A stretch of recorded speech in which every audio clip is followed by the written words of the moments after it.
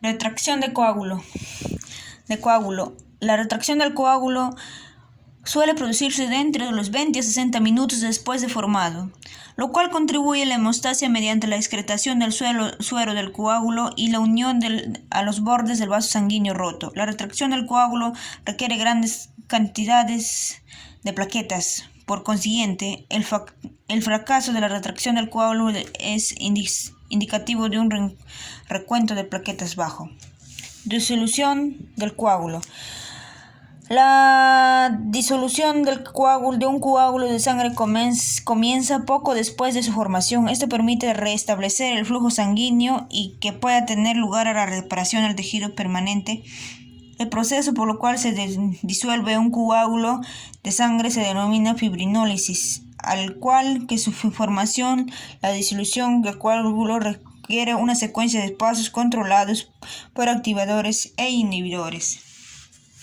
El plasminógeno, la proenzima para el proceso fibrinolítico, está presente en la sangre con su forma inactiva. Es convertido a su forma activa, la plasmina, por los coactivadores del plasminógeno, formados en el endotelio vascular, el hígado y los riñones. La plasmina, formada a partir del plasminógeno, digiere los filamentos de fibrina de coágulo y ciertos factores de coagulación como fibrinógeno, el factor 5, el factor 8, la protombina y el factor 12. La plasmina circulante es inactivada con rapidez por el inhibidor de plasmina alfa sub 2, el cual limita la fibrinólisis al coágulo local e impide que se produzca en toda la circulación. Dos activadores de plasminógeno que aparecen en forma natural son el activador de plasminógeno de tipo tisular y el activador de plasminógeno de tipo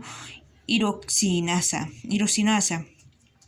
El hígado, el plasma y el endotelio vascular son las fuentes principales de activadores fisiológicos. Estos activadores son liberados en respuesta a varios estímulos, como fármacos, vasoactivos, oclusión venosa, temperatura corporal elevada y ejercicio. Los activadores son inestables e inactivos con rapidez por los inhibidores sintetizados por el endotelio del hígado. Por esta razón, la enfermedad hepática crónica puede causar alteraciones en la actividad fibrinolítica.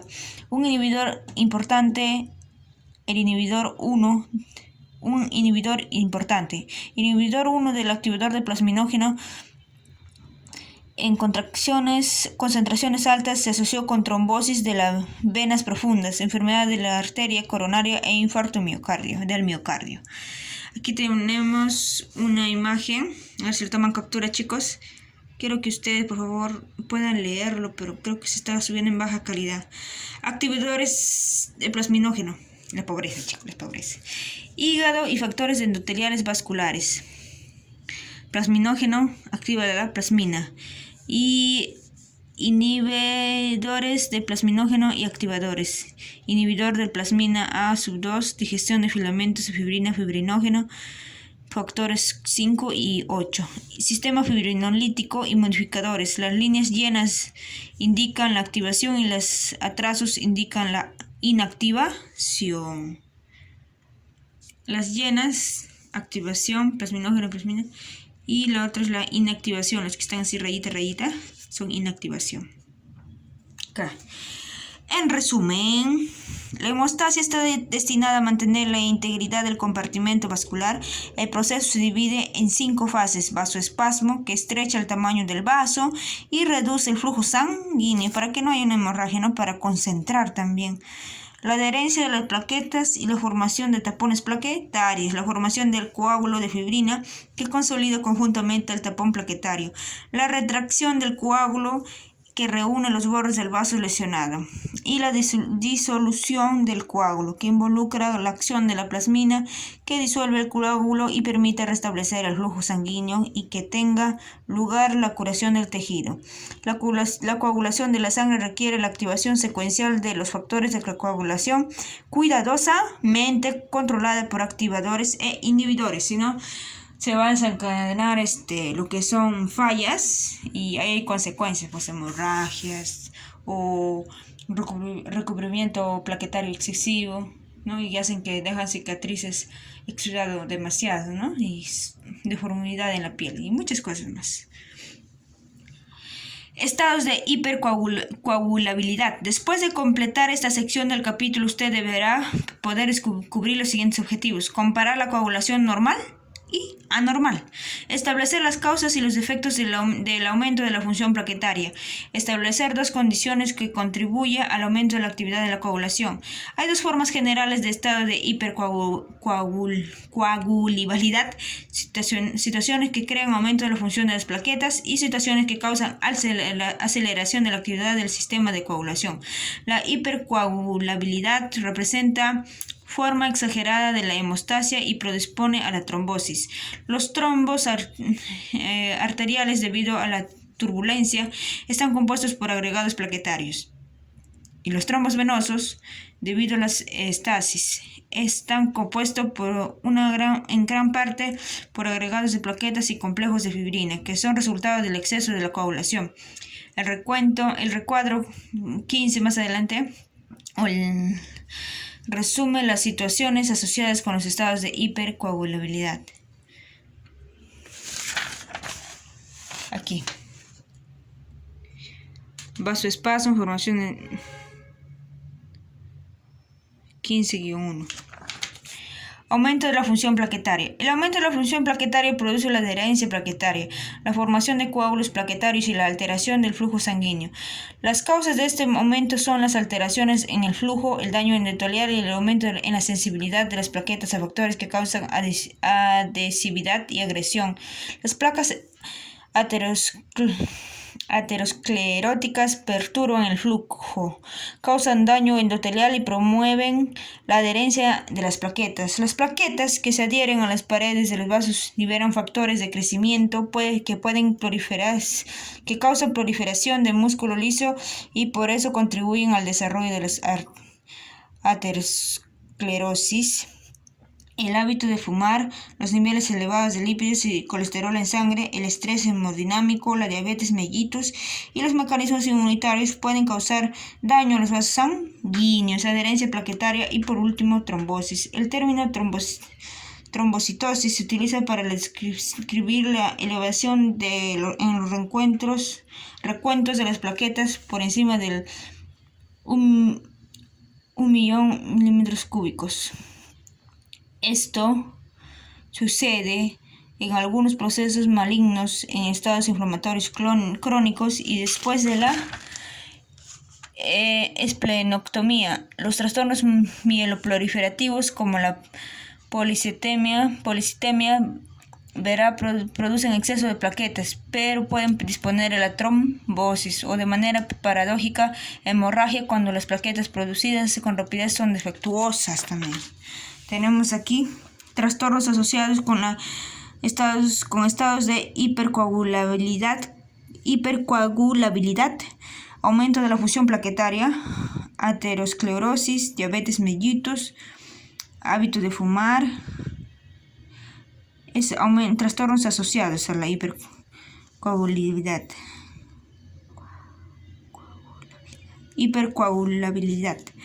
Aumento de los niveles de lípidos y colesterol en sangre, aumento de los niveles de plaquetas, aceleración de la actividad del sistema de coagulación, embarazo y puerperio,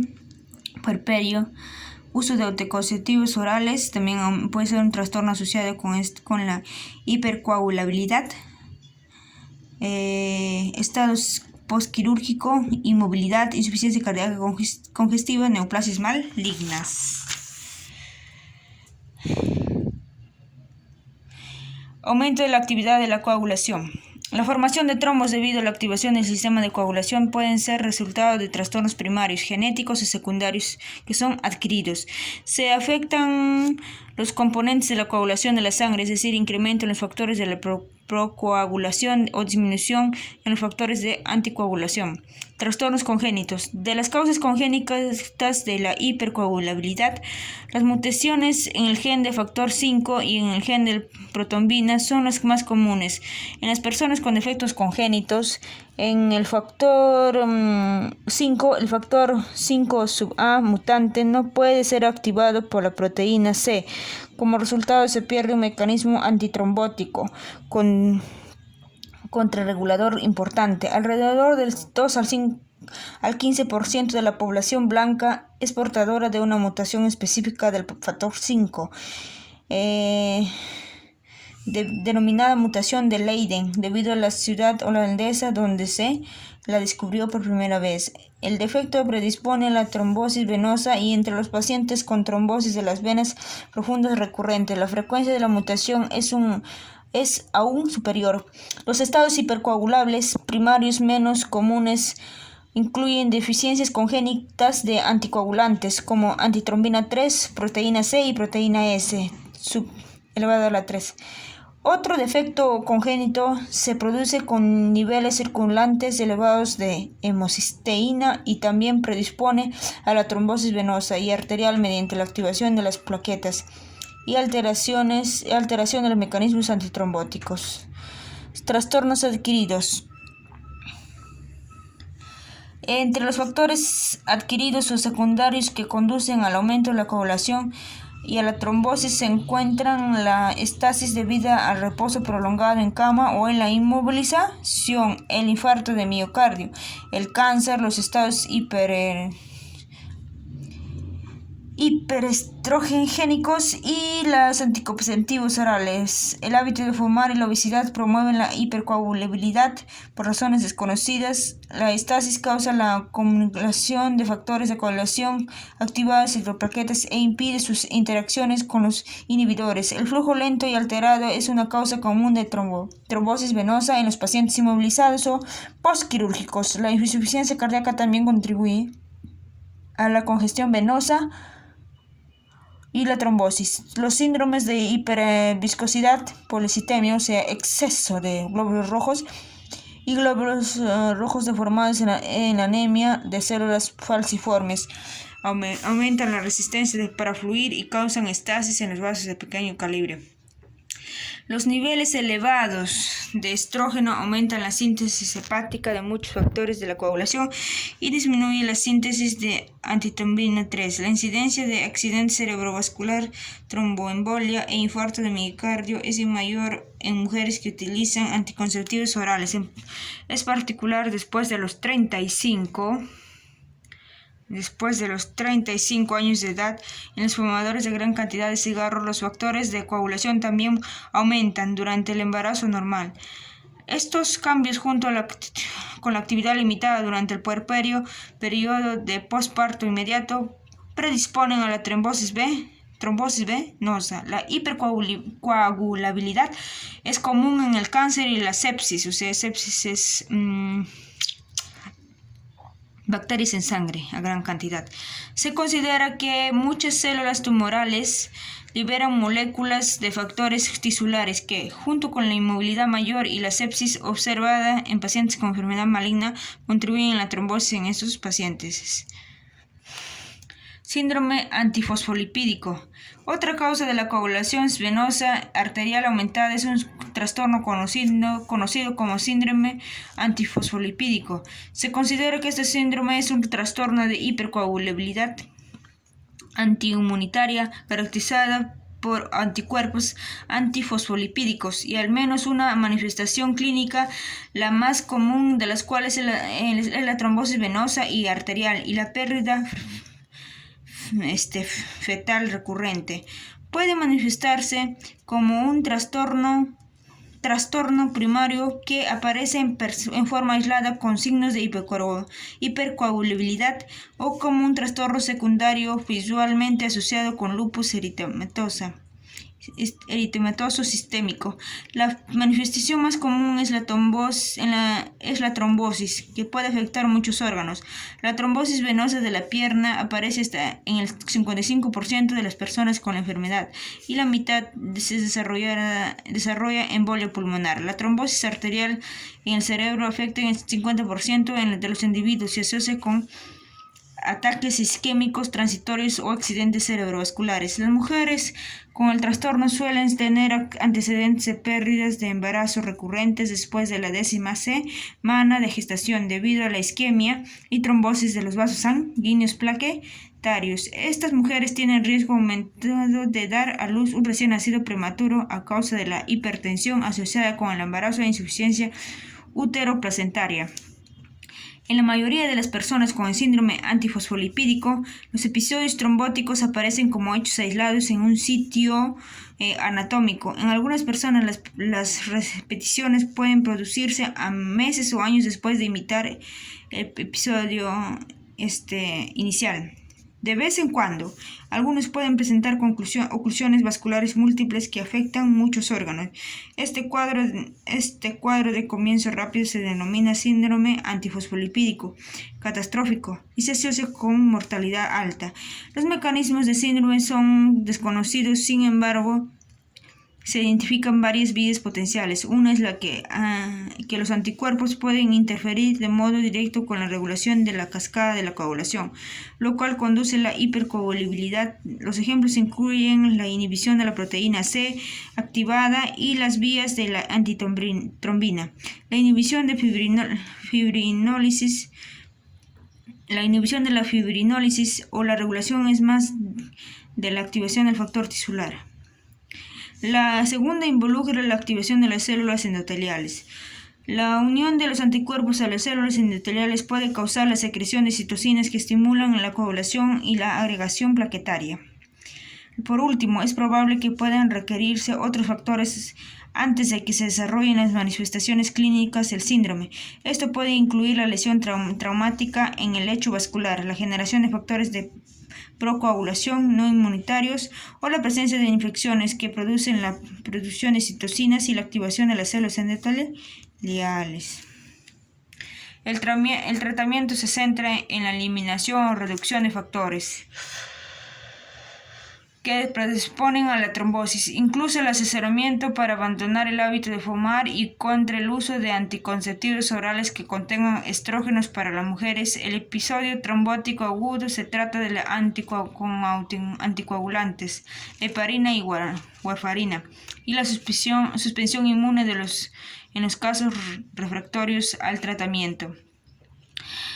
La aspirina y los fármacos anticoagulantes pueden utilizarse para prevenir la trombosis futura. En resumen, la hipercoagulabilidad causa coagulación excesiva y contribuye a la formación de trombos.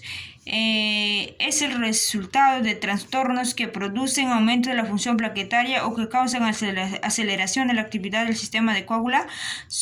El aumento de la función plaquetaria suele ser el resultado de trastornos como la aterosclerosis que daña el endotelio de los vasos y perturban el flujo sanguíneo, o de condiciones como el hábito de fumar que causan aumento de la sensibilidad de las plaquetas o factores que promuevan la adherencia y la agregación. Los factores que causan aceleración de la actividad del sistema de coagulación incluyen la estasis del flujo sanguíneo, lo cual produce acumulación de factores de coagulación y alteraciones en los componentes del sistema de coagulación. Es decir, entre paréntesis está eso, aumento en los factores de procoagulación o disminución de los factores de anticoagulación. Punto. Cierro paréntesis, punto. El síndrome antifosfolípido es una causa de coagulación venosa y arterial y se manifiesta como un trastorno primario o un trastorno secundario asociado con lupus eritematoso sistémico. Se asocia con anticuerpos antifosfolipídicos que promueven la trombosis y que pueden afectar muchos órganos. Trastornos hemorrágicos.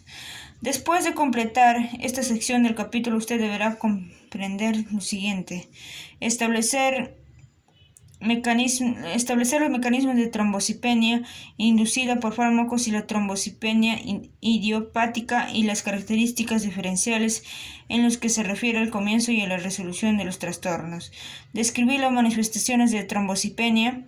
Describir el papel de la vitamina K en la coagulación, establecer 3 defectos comunes en los factores de coagulación y las causas de cada uno, diferenciar entre los mecanismos de la hemorragia a la hemofilia A y la enfermedad de Bob-Willebrand. Describir la base fisiológica de la coagulación intravascular diseminada aguda. Describir el efecto de trastornos vasculares en la hemostasia. Los trastornos hemorragíparos o deterioro de la coagulación de la sangre pueden ser el resultado de defectos en cualquiera de los factores que contribuyen a la hemostasia. Los defectos se asocian con las plaquetas, los factores de coagulación y la integridad vascular. Hemorragíparos quiere decir deterioro de la coagulación.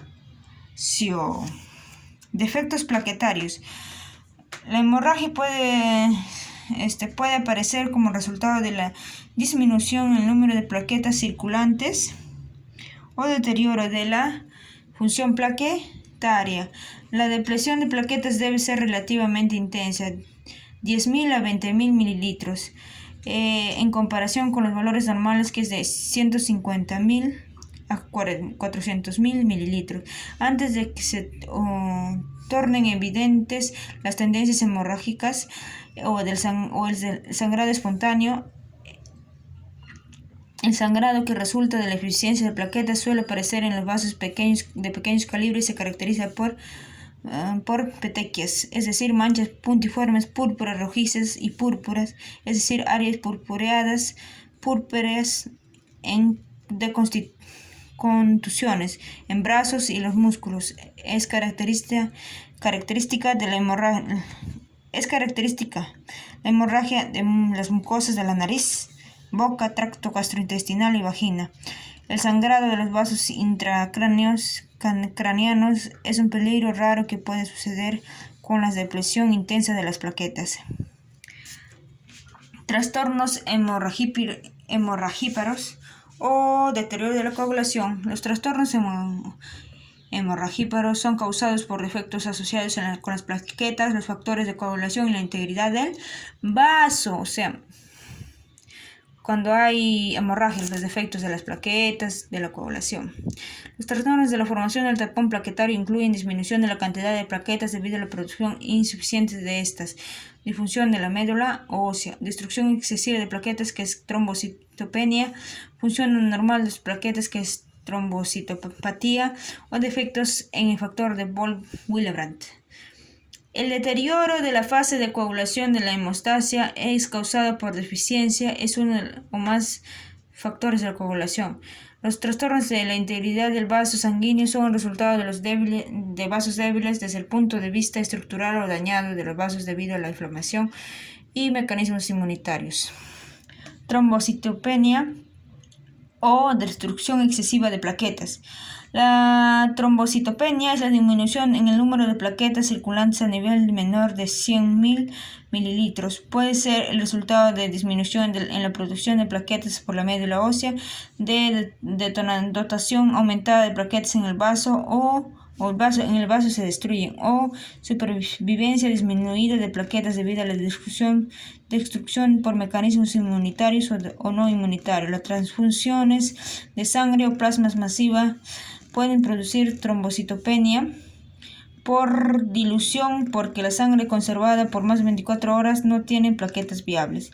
La pérdida de la función de la médula ósea es la anemia aplásica o el reemplazo de la médula ósea por células malignas, como sucede en la leucemia. Causa disminución de la producción de plaquetas. Las infecciones por el virus de la inmunodeficiencia humana, VIH, suprimen la producción de megacariocitos, los precursores de las plaquetas. La radioterapia y ciertos fármacos, como los utilizados en el tratamiento del cáncer, puede ocasionar depresión de las funciones de la médula ósea también.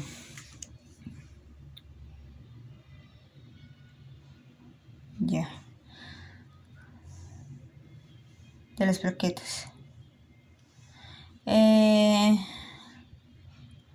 Pueden ocasionar depresión de la función de la médula ósea y reducen la producción de plaquetas. Pueden haber producción normal de las plaquetas, pero con exceso de estas en el vaso. El vaso suele secuestrar alrededor de 30 a 40% de las plaquetas antes de la liberación en la circulación. Sin embargo, cuando el vaso está agrandado, como en la esplenomegalia, tanto como el 80% de las plaquetas pueden estar secuestrados en el vaso. La esplenomegalia también se produce en la cirrosis con hipertensión portal y en los linfomas. La disminución de la supervivencia de las plaquetas aparece en variedad de mecanismos inmunitarios y no inmunitarios. La destrucción de plaquetas puede ser causada por anticuerpos antiplaquetarios. Los anticuerpos pueden estar dirigidos en contra de los propios antígenos plaquetarios o contra antígenos sobre los propios antígenos plaquetarios o contra antígenos sobre las plaquetas provenientes de transfusiones sanguíneas o durante el embarazo. Los anticuerpos se dirigen contra las glucoproteínas de las membranas de las plaquetas. La destrucción no inmunitaria de la plaqueta se produce por lesión mecánica debido a prótesis vulvares cardíacas o por hipertensión maligna que causa estrechamiento de los vasos de pequeño calibre en la CID aguda o púrpura trombótica trombocitopenia PTT. El consumo excesivo de plaquetas conduce a una deficiencia. Trombocitopenia inducida por fármacos. Algunos fármacos como la quinina, la quinidina y ciertos antibióticos que contienen sulfas pueden inducir trombocitopenia. Estos fármacos, o sea, destrucción de las plaquetas, estos fármacos actúan como aptenos e inducen una respuesta antígeno-anticuerpo y formación de complejos inmunes que causan destrucción de plaquetaria a través de la lisis mediada por complejo. En las personas con trombocitopenia asociada con fármacos hay disminución rápida en el recuento de plaquetas dentro de los 2 a 3 días de resumir. El tratamiento en un fármaco o de 0 a 7 o un fármaco o 0,7 o más días, es decir, el tiempo necesario para montar una respuesta inmunitaria. Después de comenzar el tratamiento con un fármaco por primera vez, el recuento de plaquetas asciende con rapidez después de suspender el fármaco. Al anticoagulante heparina se le atribuye cada vez más participación en la trombocitopenia y, de modo paradójico, en la trombosis. De manera típica, las complicaciones aparecen 5 días después de comenzar el tratamiento y son el resultado de anticuerpos antiplaquetarios dependientes de heparina, que causan agregación plaquetaria y su eliminación de la circulación. Los anticuerpos a menudo se fijan en las paredes del vaso, lo cual causa trombosis y complicaciones como accidente cerebrovascular e infarto de miocardio. La heparina de bajo peso molecular más nueva mostró ser eficaz en reducir la incidencia de complicaciones inducidas por heparina en comparación con la forma más antigua del fármaco de alto peso molecular. Púrpura trombocitopénica idiopática. La púrpura trombocitopénica idiopática PTI, un trastorno autoinmunitario, es el resultado de la formación de anticuerpos antiplaquetarios y destrucción en exceso de las plaquetas.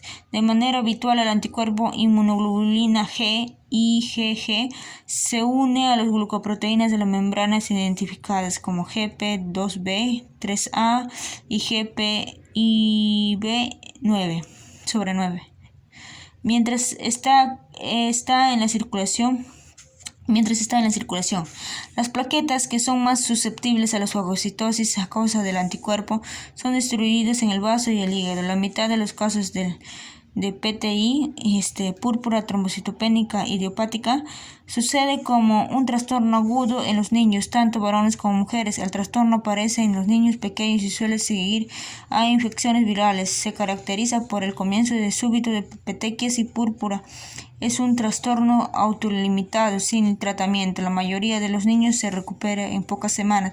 Por lo contrario, la púrpura trombocitopénica idiopática en los adultos es un trastorno crónico con comienzo insidioso y rara vez se produce después de una infección. Es una enfermedad de personas jóvenes con una incidencia máxima entre 18 y 40 años y 2 veces mayor en mujeres que en los hombres. Las formas secundarias de púrpura trombocitopénica idiopática pueden asociarse al síndrome de insuficiencia adquirida, SIDA, lupus eritematoso sistémico, síndrome antifosfolipídico, trastornos linfoproliferativos, hepatitis C y fármacos como heparina y quinidina. El trastorno puede descubrirse en forma accidental o como resultado de la hemorragia, a menudo en la piel, es decir, púrpura y petequias, o de la mucosa bucal. Es común encontrar antecedentes de constituciones, sangrado de las encías, epitaxis, es decir, sangrado por las narices, epitaxis, y la hemorragia menstrual anormal en mujeres con recuento de plaquetas algo reducido. La mitad de las personas con púrpura trombocitopenia idiopática tiene recuento de plaquetas menores a 10.000 mililitros por mililitro y está en riesgo de hemorragia interna. Dado que el vaso es el sitio de destrucción plaquetaria, puede haber aumento de tamaño esplénico. El diagnóstico suele basarse en trombocitopenia intensa, recuento de plaquetas menor a 20.000 por mililitro y exclusión de otras causas. Se dispone de pruebas para anticuerpos unidos en las plaquetas parecen de especificidad. Por ejemplo, reaccionan con anticuerpos antiplaquetarios provenientes de otras fuentes. El tratamiento incluye el uso de corticosteroides, inmunoglobulina intravenosa y esplenectomía para los que recaen o no responden a fármacos. Púrpura trombótica trombocitopénica. Esta enfermedad es una combinación de trombocitopenia, anemia hemolítica, insuficiencia renal, fiebre y anormalidades neurológicas. Es un trastorno raro que aparece en las mujeres adultas. En comienzo es abrupto y el resultado puede ser fatal. Las oclusiones vasculares extensas consisten en trombos en las arterias y capilares de muchos órganos, incluso el corazón, el cerebro y los riñones. Los eritrocitos se fragmentan a medida que circulan a través de los vasos sanguíneos, es en parte ocluidos y causan anemia hemolítica e ictericia. Las manifestaciones clínicas incluyen púrpura, petequias y hemorragia vaginal y síntomas neurológicos que varían desde la cefalea hasta convulsiones y alteraciones de la conciencia. Es probable que la PTT, o sea, púrpura trombótica trombocitopénica, sea causado por el daño endotelial extenso y la activación de trombosis intravascular. El trastorno es similar al CID, pero no afecta al sistema de la coagulación.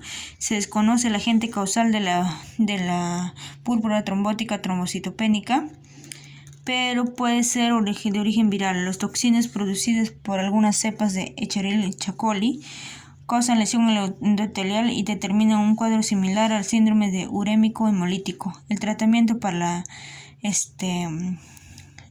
púrpura trombótica trombocitopénica incluye la plasmaferesis, un procedimiento que consiste en la eliminación del plasma de la sangre extraída y el reemplazo con plasma fresco congelado. El tratamiento se continúa hasta que se produzca la remisión. Con el tratamiento de plasmaferesis hay una recuperación completa en el 80-90% de casos, chicos.